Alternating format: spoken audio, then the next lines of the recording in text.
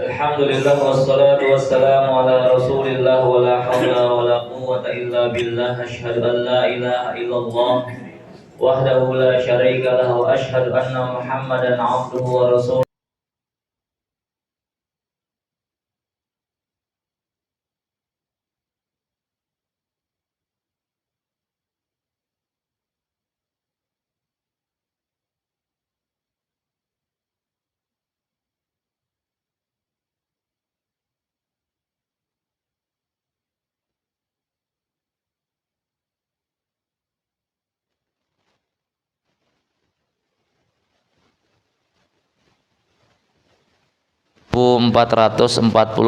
Hijriyah.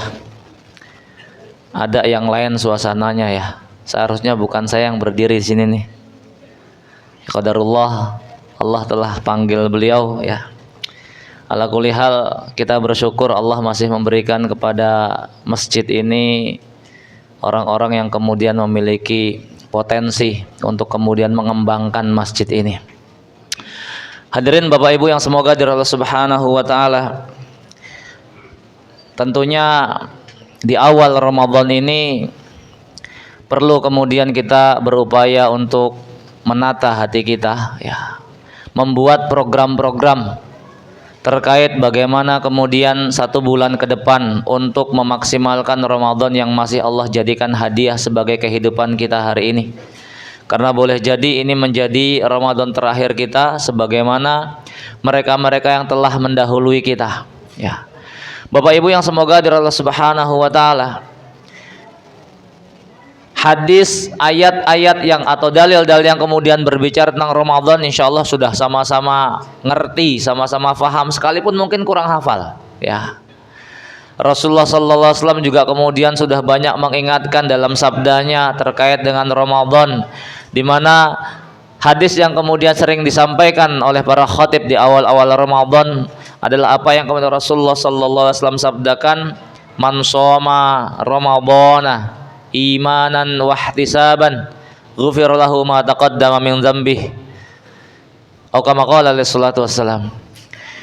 Dalam hadis tersebut Rasulullah sallallahu alaihi wasallam memberikan batasan. Man shoma ramadhan atau man qama ramadhan, barang siapa yang shiyam di bulan Ramadan imanan wa ihtisaban, ini menjadi landasan seseorang kemudian menunaikan shiyam Ramadan, yaitu landasannya adalah semata-mata lantaran faktor iman. Itu yang pertama. Yang kedua, faktor ada harapan untuk mendapatkan pahala di sisi Allah Subhanahu wa taala. Maka Bapak Ibu yang semoga dirahmati Allah Subhanahu wa taala, kalau minta sama Allah itu nggak usah malu-malu, nggak usah sungkan-sungkan.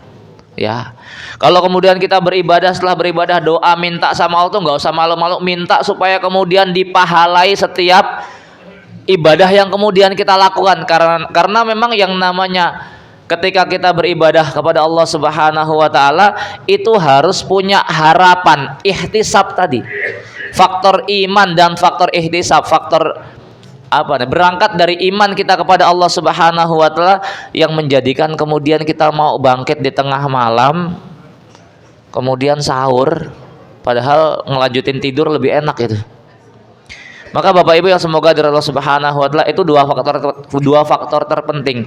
Mengingat kalau sabda Nabi yang lain, rubba shaimin, berapa banyak orang yang kemudian puasa, laisa min siyamihi illal ju'wal atos, dia nggak dapat apa-apa dari puasanya kecuali cuman lapar sama aus tok. Nah ini kalau kemudian kita kaitkan dengan hadis yang pertama tadi, faktor iman dan ihtisabnya nggak dapat masalahnya. Sekedar kemudian ikut-ikutan, wah nggak enak lah yang lain puasa masa kita nggak puasa, isin gitu ya. Kalau faktornya kayak begini ya tadi cuman sekedar ju'wal atos, cuman nahan lapar, nahan aus tok, sementara pahalanya ambiar ya. Maka Bapak Ibu yang semoga dirahmati Allah Subhanahu wa taala, faktor iman dan ihtisab ini yang kemudian harus senantiasa ada di di dalam jiwa kita ya, yang menjadikan kemudian kita merasa ringan, merasa enteng ya, merasa kemudian lapang dada untuk menerima setiap syariat Allah Subhanahu wa taala. Faktor keimanan itulah yang kemudian menentukan apakah kita merasa ringan atau berat dalam menjalankan. Dan tidak ada yang kemudian merasa berat ketika menjalankan syariat Allah Subhanahu wa taala kecuali mereka terjangkiti penyakit-penyakit nifak. Hadirin ma'asyiral muslimin rahimakumullah. Kalau berbicara kemudian tentang Ramadan mungkin terlalu panjang, terlalu banyak kemudian materi-materi yang harus disampaikan terkait seputar Ramadan ya. Namun dalam kesempatan awal ini khatib sekedar ingin mengambil satu pembahasan pokok terkait kemudian dengan Ramadan.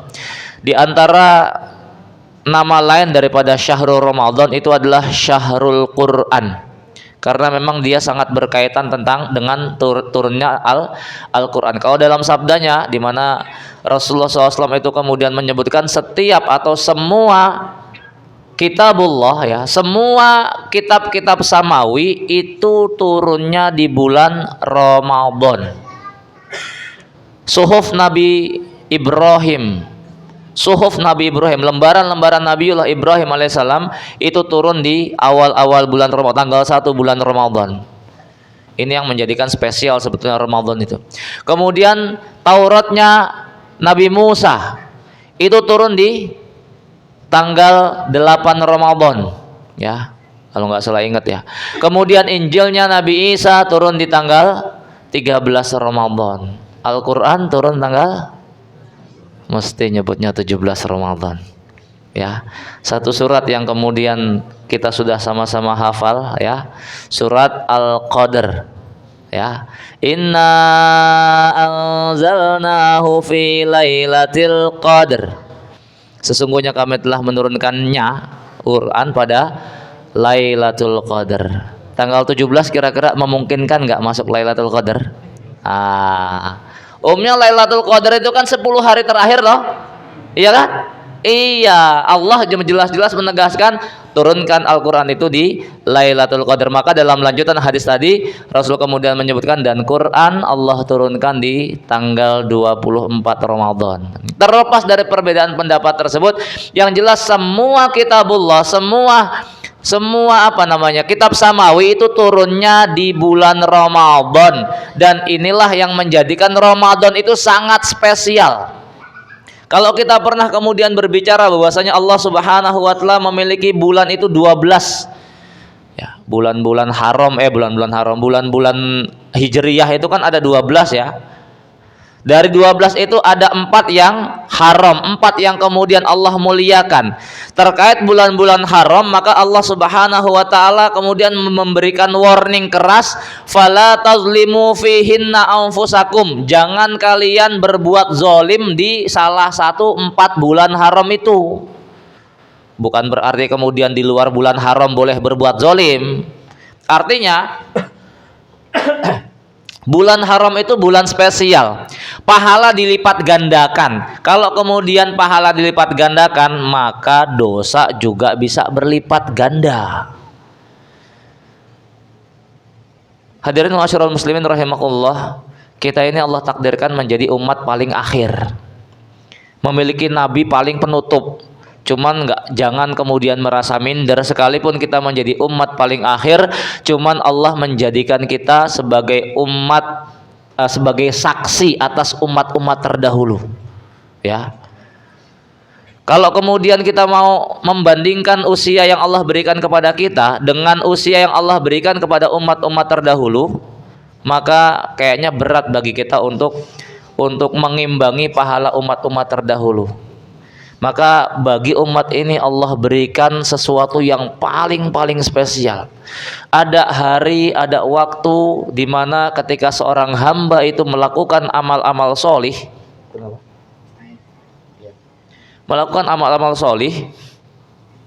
suruh berdiri dong aneh minumnya. Ente kadang-kadang.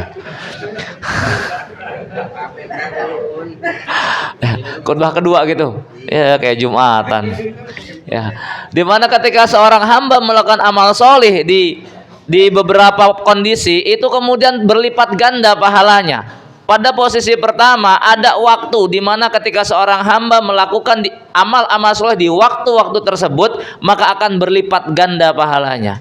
Di bulan-bulan haram ya, seorang hamba melakukan amal-amal ketaatan, masya Allah lipat-lipat kan. Apalagi salah satu bulan haram ada yang namanya Zulhijjah, 10 awal bulan Zulhijjah ya, 10 hari pertama bulan Zulhijjah, masya Allah kita sudah sama-sama paham ya. Nggak ada kemudian amal yang paling dicintai Allah kecuali amalan yang dilakukan seorang hamba di 10 hari pertama di bulan Zulhijjah. Itu nggak ada yang mampu mengimbanginya sekalipun seorang mujahid fisabilillah, masya Allah. Sampai sahabatnya, ya Rasul, sekalipun jihad fisabilillah, iya sekalipun jihad fisabilillah, kecuali itu orang dia keluar membawa jiwa, nyawa dan hartanya berangkat fisabilillah dan nggak ada yang balik dari dua-duanya. Artinya dia mendapatkan syahadat. Itu amal-amal soleh yang dilakukan di 10 awal bulan Zulhijjah. Maka Allah juga kemudian bersumpah, wal fajri walayalin ashr, demi waktu fajar dan 10 malam dan malam-malam yang 10. Itu ulama sepakat yaitu tanggal 1 sampai tanggal 10 Zulhijjah. Ini bulan-bulan haram. Uniknya Ramadan nggak masuk dalam bulan haram. Kenapa? Terlalu spesial, Pak. Sangat-sangat spesial. Kalau di bulan-bulan haram Allah lipat gandakan itu berbilang berapa maksimal Allah lipat gandakan, tapi di dalam Ramadan nggak disebutkan berapa kali lipatnya. Kenapa? Terlalu spesial. Bu, ibu kalau mau dikasih hadiah surprise dari bapak, Bu, kira-kira disebut di awal atau enggak, Bu? Mana ada ibunya nggak belakang tuh? Hah? Tidur ya, Bu ya? Kalau mau bapaknya mau ngasih hadiah surprise, Bu, kira-kira udah disebut di muka atau enggak, Bu? Enggak lah. Mbok, sini, Mbok, bentar, Mbok. Tutup matanya sih ya, Mbok ya. Tutup mata. Begitu sudah ada di hadapan hadiahnya baru pelan-pelan bukanya, jangan cepet-cepet. Ya, jeng-ing-eng gitu ya. Itu kalau spesial. Cuman kalau hadiahnya cuma sekedar nasi padang mas, titipin sama anaknya juga jadi gitu. Allah kalau kemudian ngasih spesial juga kayak gitu, nggak disebutkan berapa kali lipat gandanya. Nah Ramadan tuh saking spesialnya tuh nggak ada kemudian disebutkan berapa kali lipat Allah melipat gandakan pahala amal-amal kebaikan ketika dilakukan di bulan Ramadan. Faktor yang kedua, faktor tempat. Maka kita dapat di Rasul juga menyebutkan Masjid Nabawi ya, 1 rakaatnya itu sama dengan 1000 rakaat di Al-Hidayah, kan gitu ya. Tapi nggak ada sebutan Al-Hidayahnya di tempat lain gitulah ya. Artinya kita nungging 1000 kali rakaat di sini, orang dekat Masjid Nabawi cuma 1 rakaat tok, sama pahalanya dengan kita 1000 sujud-sujud begitu. Ya itu kelebihan Allah berikan kepada mereka tinggal di sana, nggak perlu ngiri ya. Kalau kemudian kelebihannya macam kayak gitu, maka warning kerasnya bagi orang yang tinggal di sana, hati-hati jangan sampai kemudian melakukan maksiat di sana. Ya lipat gandanya juga luar biasa. Ya, itu faktor tempat. Yang ketiga adalah faktor person.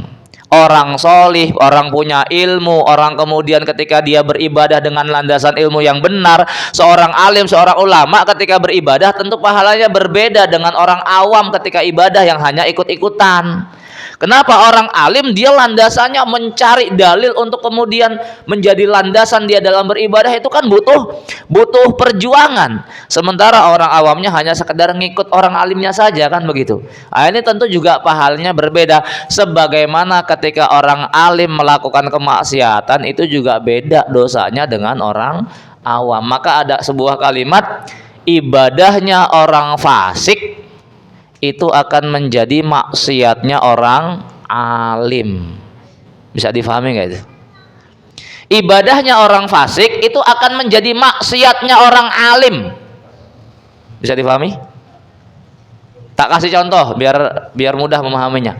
Ibadahnya orang fasik bisa menjadi maksiatnya orang alim. Contoh ya, kita mau kajian mau menjelang maghrib ya, sudah jam 6 maghrib misalnya, jam 6 lewat 5 kita masih ngumpul di masjid ya, lagi ngobrol lah seputar masjid. Tiba-tiba datang pengamen, celananya sobek-sobek, pakai anting sebelah kiri 1, badannya tatoan, ngambil air wudhu masuk masjid. Mas mau ngapain?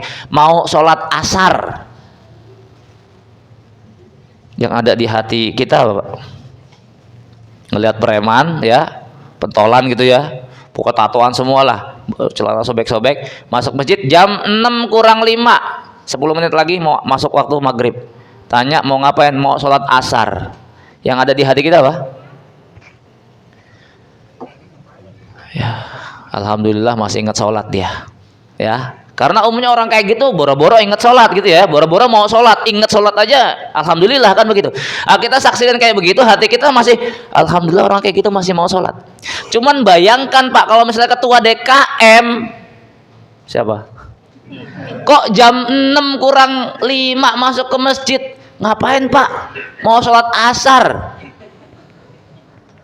Bisa dipahami ya? Ibadahnya orang fasik itu akan menjadi maksiatnya orang alim. Ya. Maka Bapak Ibu yang semoga dari Allah Subhanahu wa taala, itu 3 faktor yang menjadikan amal itu bisa dilipat gandakan. Faktor tempat, faktor waktu, sama faktor personnya. Nah, Allah menjadikan kita menjadi umat akhir zaman ya. Kemudian Allah berikan kelebihan macam kayak begitu. Ini salah satunya untuk mengimbangi pahala orang-orang terdahulu. Usia kita sudah dibatasi 60, 70, 80 tahun, lebih-lebih dikit lah atau kurang-kurang dikit kan begitu. Sementara umat-umat terdahulu ratusan tahun ya. Justru kita bersyukur di situ dikasih usia yang singkat. Kenapa? Nggak kelamaan menghadapi berbagai macam fitnah dunia. Bayangkan kalau kemudian seorang ibu harus bertahan bertahan terhadap suaminya yang zolim, misalnya, Ustaz saya sudah bersabar 300 tahun suami saya, kan kesian gitu ya. Kita bersyukur ketika cuma dikasih waktu, dikasih usia 60, 70 tahun, 80 tahun, nggak lama-lama menghadapi hiruk pikuk dunia. Kemudian Allah wafatkan, dan Masya Allah, Allah jadikan umat ini menjadi umat yang pertama kali kemudian masuk jannah dibanding umat-umat terdahulu ya.